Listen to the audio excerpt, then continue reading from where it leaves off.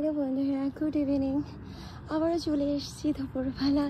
একবার এসেছিলাম, আরও একবার চলে এসেছি বিকেলবেলা।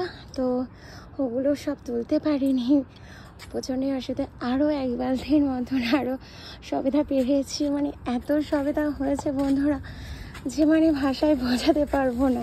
দেখো না, আরও ছিঁড়ে যাচ্ছি, মানে আনাচে কানাচে যেখানে তুমি হাত দিচ্ছ সেখানেই তুমি পাবে। এত পরিমাণে হয়েছে এবছর সবেদা, সে আর বলার মতন না। কি যে আনন্দ লাগছে আমার, সে আর বলে বোঝাতে পারবো না।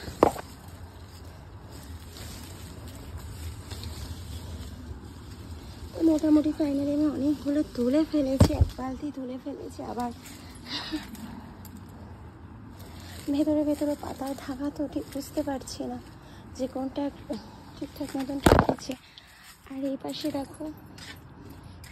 দেখো বন্ধুরা, যে তোমার সব মৌসম্বি লেবু হয়েছে, এগুলো ভীষণ সুন্দর। এখন অবশ্য ছোট, এগুলো ছোট, সব ছোট ছোট সব লেবু হয়েছে, তোমরা দেখতে পাচ্ছ।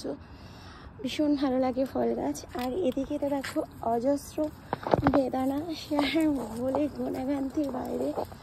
এত বেদানা যে আমার গাছে প্রচুর পরিমাণে বেদানা হয়েছে, সেটা দেখলে প্রচণ্ড ভালো লাগবে। ভর্তি সমস্ত বেদানা, গাছের পাতার থেকে বেদানাটাই এখন আমার বেশি মনে হচ্ছে, কেন চারিদিকে শুধু বেদানা। আর কি জানি না, এই জামরুল গাছটা ঝড়ের পর থেকেই একটু অন্যরকম হয়েছে। আর রিসেন্ট দেখছি এই জামাই ষষ্ঠীর পর থেকে যে পাতাগুলো সমস্ত শুকিয়ে গেছে এবং কি বাজে লাগছে দেখতে। আর সমস্ত রকম গাছের ছাদের অবস্থা খুবই খারাপ।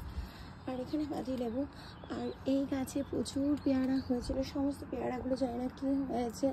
তোমরা যদি কেউ জানো যে এরকম কেন হয়, পাতাগুলো শুকিয়ে গেছে এবং ফলগুলো পড়ে গেছে, কালো কালো হয়ে গেছে, তো প্লিজ আমাকে একটু কমেন্ট করে জানাবে।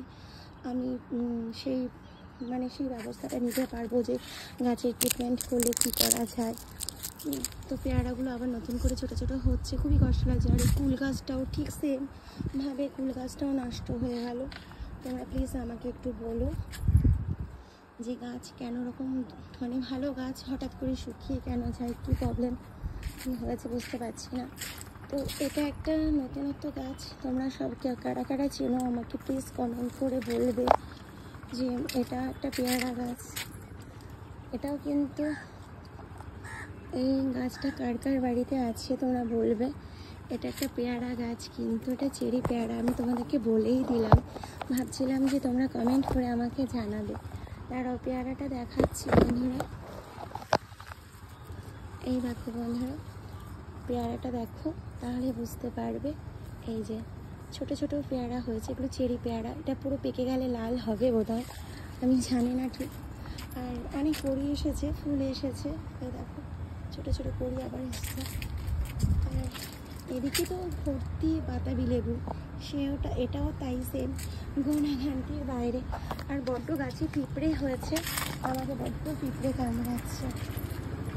তো ছাদ এসে মালিকারা পরিষ্কার করবে। ছাদের অবস্থা খুবই খারাপ, এই দুদিন ধরে মানে ছাদে আসা হয়নি, বৃষ্টি হয়েছে, তার মধ্যে গাছগুলো কী হয়েছে বুঝতে পারছি না। তো আর একটা জিনিস দেখাচ্ছি, দেখো আবার ড্রাগন ফুল এসে গেছে, ড্রাগন ফলের ফুল এসে গেছে আমার বাড়িতে। এই দেখো 3টা হয়েছে, আরও ওদিক থেকে ফুল বেরাচ্ছে।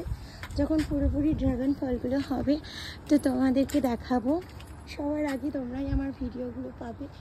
তো ভালো লাগলে লাইক শেয়ার কমেন্ট করো। এটা